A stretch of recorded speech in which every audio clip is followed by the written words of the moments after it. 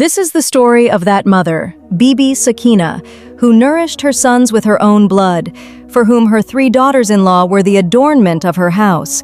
But those same daughters-in-law became the torment of her life. This is the story of the helplessness of old age that was crushed into the dust of humiliation by her own children. But then destiny sent an angel of justice in the form of a daughter who settled all accounts. My name is Sakina. In a peaceful and green area of this bright and busy city, I had a small but heaven-like house. This house was built by my husband, may Allah grant him paradise, with the hard work of his entire life.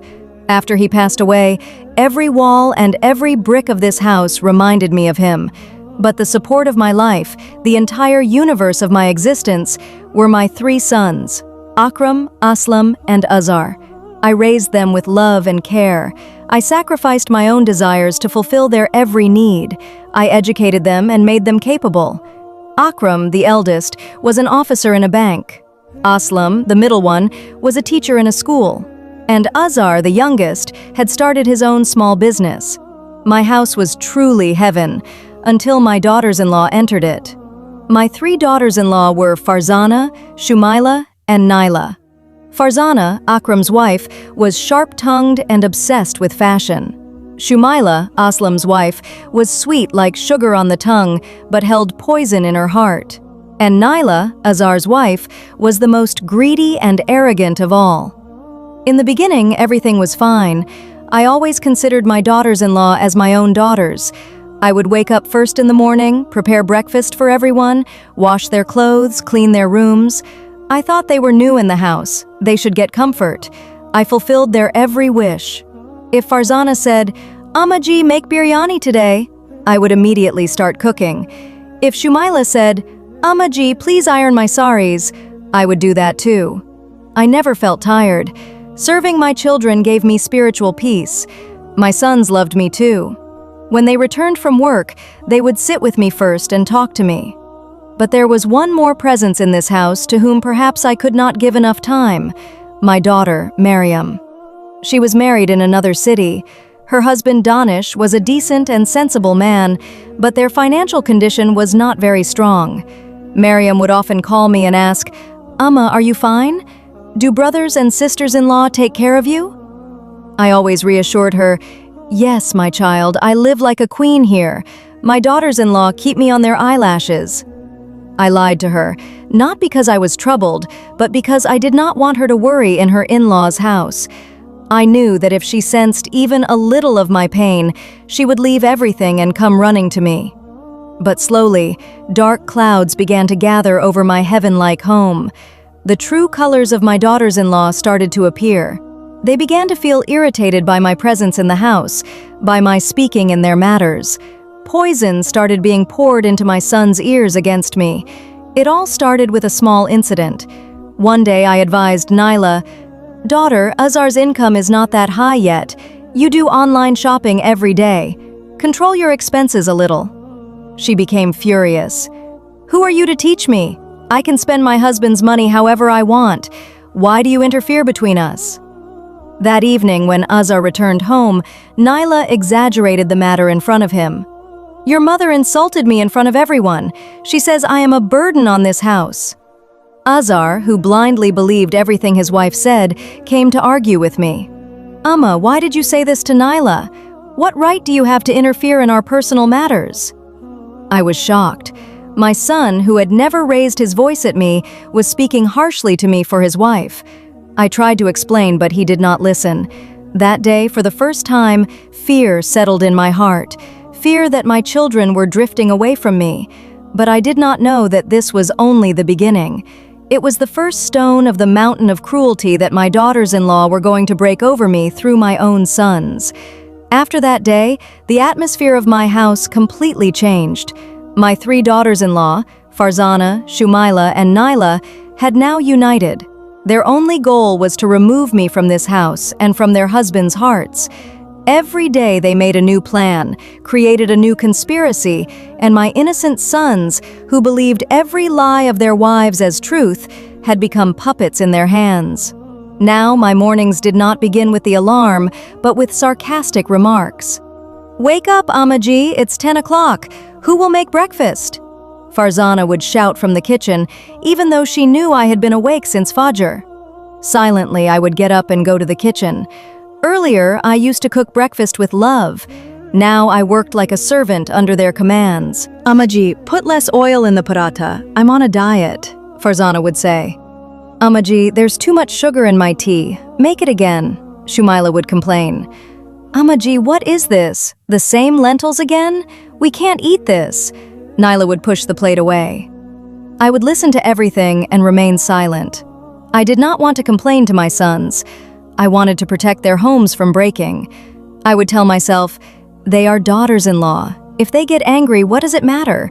My sons are mine. But my sons had changed too. Akram would return from work and go straight to his room. Aslam started avoiding eye contact with me. And Azhar, he spoke to me as if I were not his mother but a stranger. Their wives filled their ears all day. Amaji taunted me again.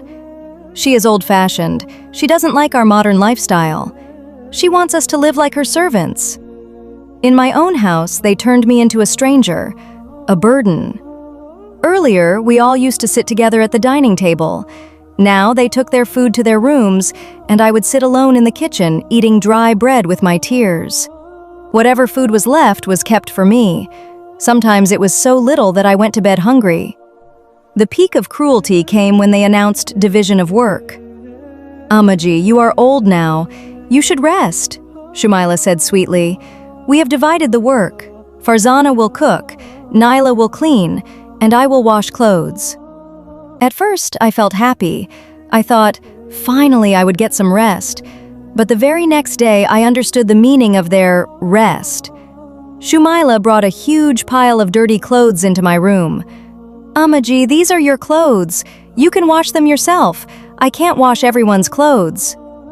In that pile, only 2 pairs were mine. The rest were theirs and my sons. I understood. They had not relieved me of work. They had separated me from themselves. Now I washed my own clothes, cleaned my own utensils, and cleaned my own room. In my own house, I became an isolated, useless existence. When Maryam called, I still lied. My voice trembled, but I swallowed my tears. "I'm very happy, my child. You just stay happy in your home." How could I tell her? How could I tell her that the brothers she was proud of had turned their mother into a living corpse? One day, Naila's gold necklace went missing. She created chaos in the entire house and then directly accused me. "Who else goes into my room except Amaji? She must have stolen it." Azhar came to search my room without thinking. He turned my small cupboard upside down, messed up my bed, everything. He did not find the necklace, but his action wounded my soul.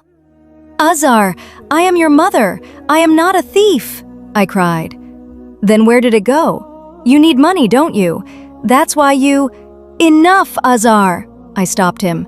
"Today you proved that you are not my son, only your wife's husband." That day, my patience broke. I locked myself in my room and cried uncontrollably. I placed my head in prostration. "Oh Allah, what is happening? My own children are humiliating me in my own house. I never wished bad for anyone. Why this cruelty?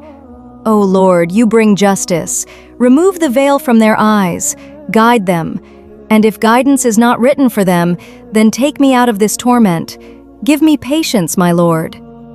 I did not know what effect my prayer would have in the heavens.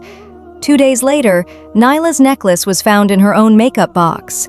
But no one apologized to me. A heavy silence spread in the house, the kind that comes before a storm. After that false accusation, I confined myself to my room. My laughter, my words, everything died. But there was one heart that still beat for her mother, my daughter Maryam. That weekend, Maryam suddenly arrived with her husband, Danish. "Surprise, Amma!" She entered laughing. But the moment she saw me, her smile froze. "Amma," she whispered, "what has happened to you? You look so weak. Were you crying?" I quickly wiped my tears. "No, child, something just got into my eye." But Maryam was not a child anymore. She was a daughter, a woman. She read the entire story in my eyes. That day she remained silent, but she observed everything. How my daughters-in-law behaved with me, how I was ignored, how I sat alone in the kitchen to eat, how my sons did not even speak to me in front of their wives. At night, she came into my room and closed the door. "Amma, don't lie to me. Tell me what is happening." I tried to deny again, but when she started crying, I lost control. I hugged her and told her everything. Every insult, every taunt, every conspiracy, the false theft accusation. Miriam listened like a stone. Her tears dried. In her eyes burned anger. "Enough, Amma. You will not stay in this hell for another moment. You are coming with me." "I cannot leave my house," I said. "This is your father's memory. Your brothers are misguided. One day they will realize." "They will never realize," she shouted. "They are blind, slaves of wealth and wives. I will not leave you here to die." She called Danish. He was a dignified man. "Kala Ammi, Maryam is right. Our house is small, but there will never be a shortage of respect there." Miriam gathered her brothers and sisters-in-law in the drawing room. "I am taking Amma with me." The daughters-in-law smiled in victory. The brothers looked uneasy. "Why? What happened?" Akram asked. "What happened?" Miriam roared. "You turned heaven into hell. The mother who raised you with her blood. You made her a servant in her own house." She looked at her sisters-in-law. "You are women too. One day you will become mothers-in-law. Would you like this treatment?" Her words struck them like slaps. "From today, Amma has no relation with you. This house and wealth are yours. But remember, a mother's sigh shakes the heavens." She held my hand and took me out. I looked at my house one last time. I left everything behind. But perhaps I was walking toward peace and leaving behind destruction for my sons. Miriam and Danish brought me to their city. Their house was truly small, only 2 rooms, a tiny kitchen, and a small courtyard. But that house had more peace and love than my large, deserted mansion ever had. They treated me with great respect. Miriam cooked for me with her own hands. Danish, after returning from work, would first sit beside me and ask about my health. He did not call me Kala Ammi, he called me Amma. In their house, for the first time, I felt that relationships are not made by blood alone. They are made by respect and feelings. Danish, who was not my real son, turned out to be better than my own. In the beginning, my heart longed for my sons. At night, I would wake up and cry. I wondered how Akram, Aslam, and Azar were. Did they miss me? Did they realize their mistake? Miriam would say angrily, "Amma, don't think about those who did not value you." But a mother's heart does not listen. Meanwhile, in my old house, there was celebration. My daughters-in-law felt free. Parties started happening. Friends came and went. They changed the house according to their wishes. Even my late husband's pictures were thrown into the storeroom. My sons were lost in their modern lives. Not once did they call to ask about me. But as Miriam had said, the justice of Allah had begun. First, Azar's business started suffering heavy losses. His partners betrayed him and ran away with the money. He fell into massive debt. Nyla, who used to enjoy his earnings, began insulting him. "You are useless. I cannot live in this poor house." One day, she left and sent divorce papers. Azar was shattered. Then came Aslam's turn. A false accusation was placed on him at school, that he had beaten a student badly. He was dismissed from his job, and a police case was filed. Shumaila, instead of supporting him, blamed him. "This is all your fault. What will we do now?" Their house turned into chaos. Aslam fell into depression. Finally, Akram. In the bank where he worked, a huge fraud was exposed. Investigation revealed that some internal staff were involved. Suspicion, along with evidence, pointed toward Akram. He was immediately suspended. Farzana, who took pride in status and society, could not tolerate the humiliation. She left him and went back to her parents. The 3 brothers who once ruled their worlds were now on the ground. Their jobs were gone. Their wives had left them. They were burdened with debt and cases. That luxurious house now felt empty and suffocating because the blessing of that house was gone. The blessing was me, the mother they had thrown out. Now they felt regret. Now they remembered their mother. But it was too late. News of their downfall reached us through acquaintances. When I heard, my mother's heart trembled. They were guilty, but they were my sons. I prayed for them every night. Miriam said angrily, "See, Amma? This is Allah's justice." "Do not speak like that," I said. "A mother never curses her children." One night, after Tahajjud prayer, there was a knock on the door. Danish opened it. We froze. At the door stood my 3 sons, Akram, Aslam, and Azar. But in what condition? Dirty clothes, tired faces, no pride in their eyes, only shame and helplessness. They were no longer princes, they looked like beggars. The moment they saw me, they fell at my feet. "Amma, forgive us." They cried like children. "We are guilty. We wronged you. We have been punished. We are destroyed." I stood frozen. Miriam rushed forward and stood between us. "Stay away from my Amma. Now you remember her? When your wives left you? When your wealth ended? Get out of here." But they clung to my feet. "Amma, you are our mother. You can forgive us." My heart melted. "Enough, Miriam," I said softly. "They are my sons." "They are not your sons. They are your killers," she cried. "But I am alive, my child," I said gently. I lifted my sons and embraced them. "I have forgiven you." They looked at me in disbelief. "A mother's heart does not hold hatred. You have accepted your mistake. That is enough for me." They cried in my arms. After years, my children were in my embrace again. Only Miriam stood at a distance, her heart still filled with anger. My sons started living with us in that small house. They were no longer arrogant men. Hardship had made them human. Akram started working as a salesman in a small shop. Aslam began giving tuition to children. Ajar worked as a laborer at a warehouse. They worked honestly. They would serve me, sit with me, ask for my prayers. Slowly, peace began returning to their lives. The false case against Aslam was dismissed due to lack of evidence. Akram was proven innocent when the real culprits were caught. Ajar found a small job opportunity through Danish's help and started rebuilding himself. Their wives tried to return when they saw improvement, but this time, my sons had learned. They refused.